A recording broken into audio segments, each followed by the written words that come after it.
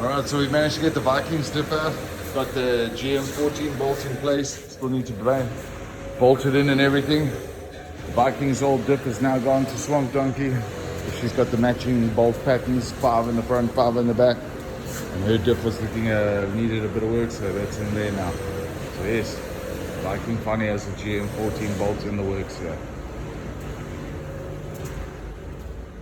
Alright, you have to excuse the angle. I'm using some weird octopus stand. It's like costs like $2 or some shit. It's rubbish. It seems to be collapsing just under the weight of my phone. So you've got this weird angle. But essentially what we're hoping today is that this hole will line up with that perch there. It seems like we're almost there, you know. I don't know. It looks like it could be short, but I'm hoping it's going to be on the money. So yeah, join me on this adventure of optimism and see if it pans out for us. A few moments later. If you check there, you can see we've only got about a couple of mils, very few.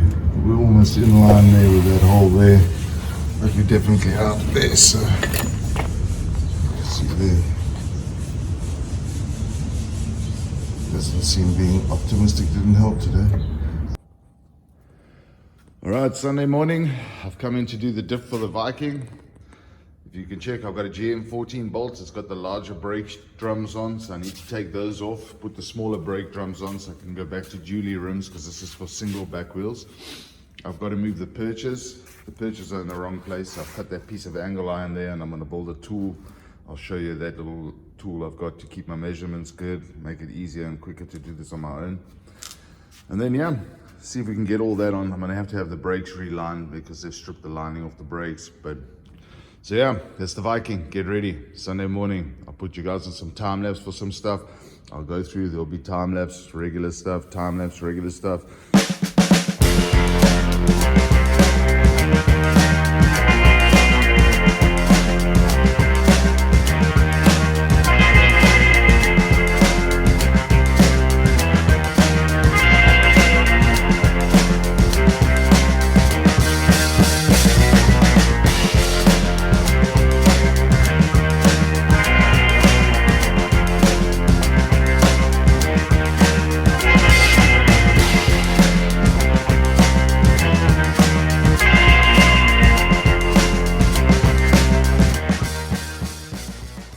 Good. So I've got the front section off. Seems that the drums are binding on the inside. So that's going to give me a couple of minutes of drama. I won't put you through that, but I'm going to undo the brake lines. I'm going to undo the slaves there. See if we can get the brakes to disengage. Alright, so if you check the time lapse, you'll see that I took the hub off here. Now I'm trying to pull the main drum off. Obviously she's stuck, she's rusted on. See how the rust is falling out the bottom there.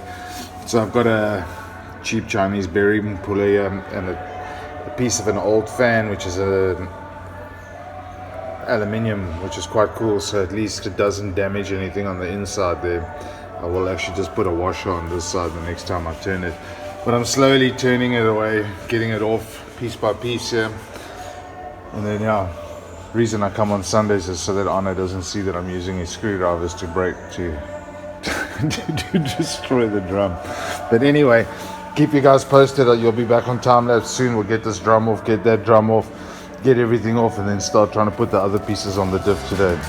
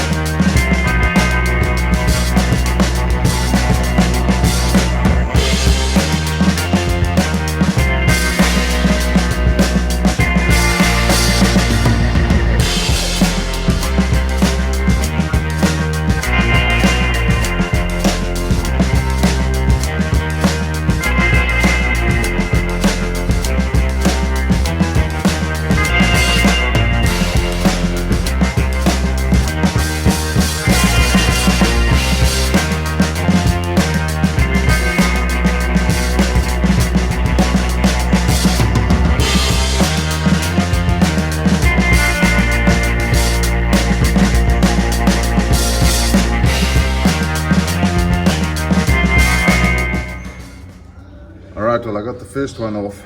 It was a bit of a nightmare. I'll play that time lapse with Benny Hill music at the end for you because sure, that was not a good one, that one. That one gave me all kinds of trouble. I'm gonna try to take this one off for you on time lapse. Hopefully that one goes a bit smoother so you can actually see how it's supposed to go versus how it's not supposed to go.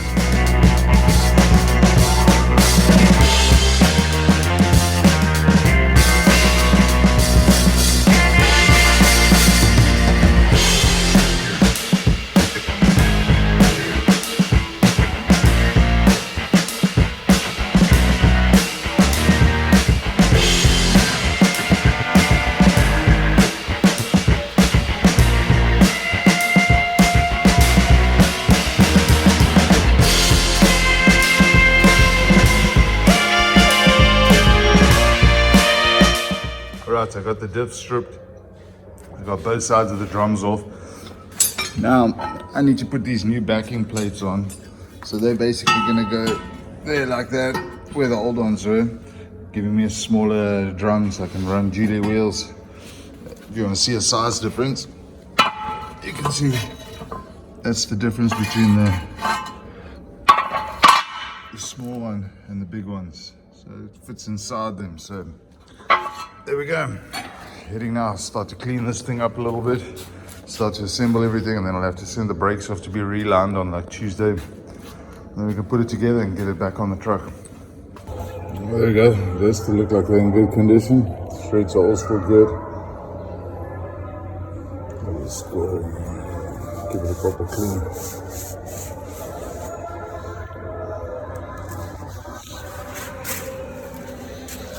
Oh, not too bad either. We're running there.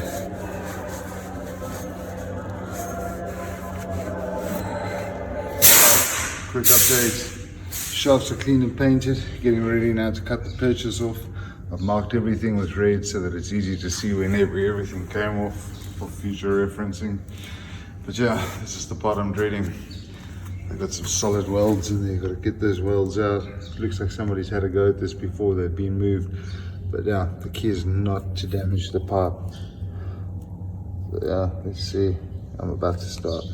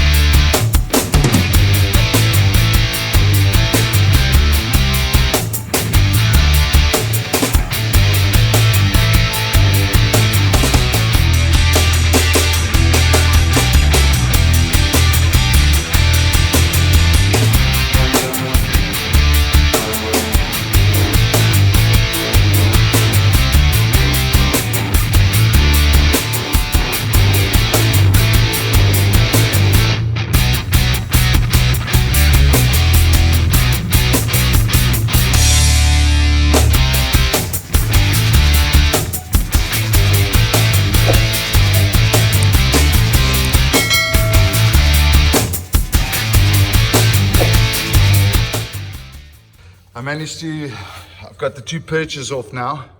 You'll see in the time lapse. Actually didn't go as bad as I thought it would be. It wasn't too bad. Got that one off as well now. So start to clean that up, get them welded into the new place tomorrow, and then clean this thing up, paint it, send it off to the brake place, and have the brakes redone. There, thanks for watching part 2 of the Viking build. I'll show you, there'll be one more video on the diff when we line it up now, and we line the perches up and everything, and then we can show you how it goes into the truck and how it fits in. But thanks for watching, keep you updated.